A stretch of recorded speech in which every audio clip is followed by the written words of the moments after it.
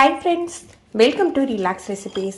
நம்ம இன்றைக்கி என்ன ரெசிபி பார்க்க போகிறோம்னா, நன்னாரி சர்பத்தோட சிரப்பை எப்படி வீட்லேயே தயார் பண்ணுறது, எந்த கெமிக்கலும் சேர்க்காமல் இன்றைக்கி அந்த சிரப்பை தயார் பண்ண போகிறோம்.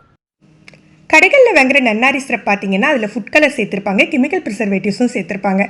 ஆனால் இயற்கையிலேயே நன்னாரி வேர் வச்சு தயாரிக்கிற சிரப்புக்கே நல்ல கலர் கிடைக்குங்க. ஃபுட் கலரே சேர்க்க வேண்டாம். இன்றைக்கி நம்ம அப்படி தான் தயாரிக்க போகிறோம். நான் 100 கிராம் நன்னாரி வேர் எடுத்திருக்கேன். நீங்கள் 100லேருந்து 150 கிராம் வரைக்கும் யூஸ் பண்ணிக்கலாம். இந்த மாதிரி குண்டு குண்டாக இருக்கும். இது எல்லா நாட்டு மருந்து கடையிலையுமே உங்களுக்கு கிடைக்கும். இதை கழுவி எடுத்துக்கலாம். இதை கழுவி எடுத்தாச்சு. இப்போ இதை 1-2 உடச்சி எடுத்துக்கணும். ரொம்ப நைஸாக பவுடர் பண்ண வேண்டாம்.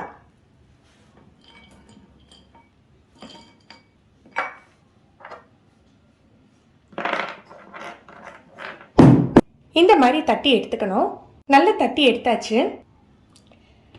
2.5 லிட்டர் அளவுக்கு தண்ணி எடுத்திருக்கேன். 100 கிராம் நன்னாரி வேருக்கு 2.5 லிட்டர் அளவுக்கு தண்ணி நம்ம யூஸ் பண்ணிக்கலாம். இது இதில் சேர்த்துலாம். சேர்த்து இப்போ நம்ம உடனே காய்ச்சக்கூடாது. ஓவர் நைட் அப்படியே மூடி வச்சிடலாம். ஒரு 7-8 மணி நேரம் நல்லா ஊறட்டும். அதுக்கப்புறம் நம்ம எப்படி காய்ச்சுறதுன்னு பார்க்கலாம்.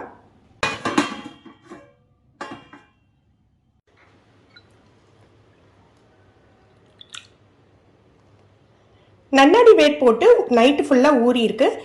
இதை முதல்ல காய்ச்சணும். 2.5 லிட்டர் அளவுக்கு தண்ணி எடுத்துருந்தோம் இல்லையா, இது 1.5 லிட்டர் ஆகிற அளவுக்கு இதை நல்லா கொதிக்க விடணும். அப்போ தான் நன்னாரி வேரோட முழு எசன்ஸு, வாசம் எல்லாமே அதில் இறங்கும்.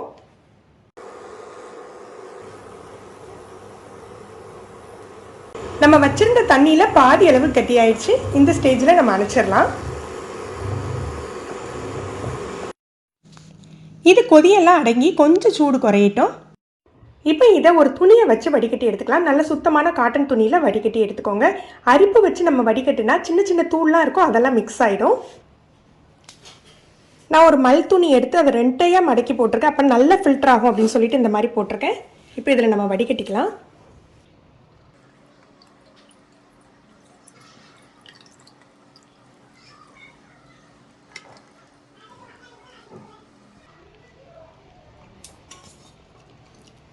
இதெல்லாம் நல்லா பிழிஞ்சு எடுத்துடணும்.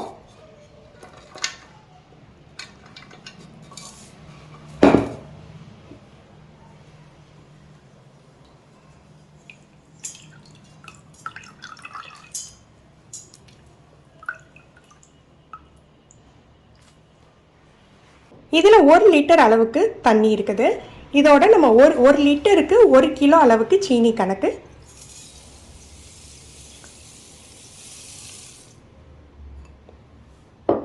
இதை இப்போ நம்ம காய்ச்ச ஆரம்பிக்கலாம்.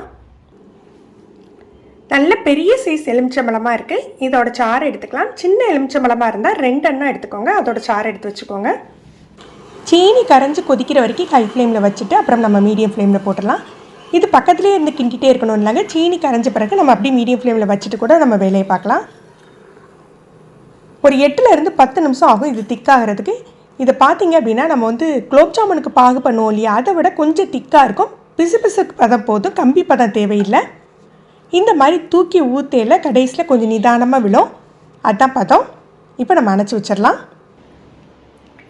நன்னாரி சிரப்பு தயாராகிடுச்சு. இதோட கலரை பாருங்கள். நம்ம ஃபுட் கலர் எதுவுமே சேர்க்கலை. இன்றைக்கி நம்ம கெமிக்கல் ப்ரிசர்வேட்டிவ் சேர்க்க போகிறது இல்லைன்னு சொன்னல, நம்ம லெமன் ஜூஸை இப்போ பிழிஞ்சு விட்டுக்கலாம்.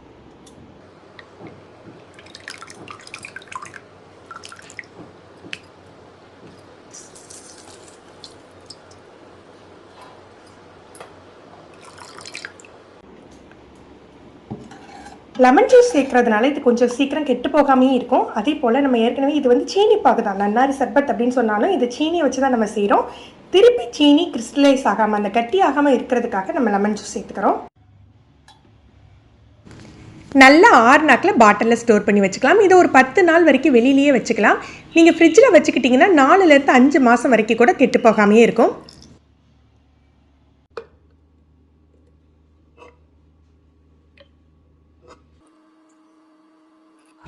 நம்ம வீட்டிலேயே சுத்தமாக பண்ண நன்னாரி சிரப்பு வச்சு நீங்கள் சர்பத் பண்ணி பாருங்கள். ரொம்ப அருமையாக இருக்குங்க.